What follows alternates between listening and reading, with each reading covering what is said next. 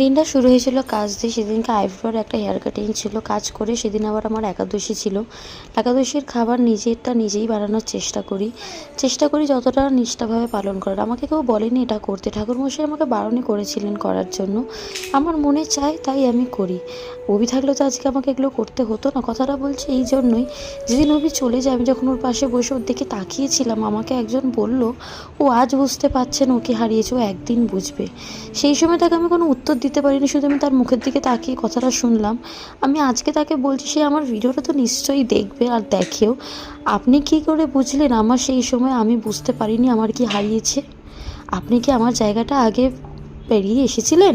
আমি তো জানতাম আপনারও এটা আমার মতনই প্রথমে বিয়ে করে শ্বশুরবাড়িতে আসা। যেদিনকে আমার জায়গায় দাঁড়াবেন, নিজেকে ফেলবেন, যেদিন আমার জায়গায় আসবেন সেদিন বুঝতে পারবেন আমার মনের ওপর দিয়ে বা আমার জীবনের ওপর দিয়ে আমার কতটা হারিয়েছে, আমি কতটা কি বুঝতে পেরেছি সেটা আমিই জানি, আর আমার ছোট বাচ্চাটাই জানে। মানুষকে বিচার করতে খুব সোজা লাগে, আমাদের জায়গায় আসলে তবে বুঝতে পারবে।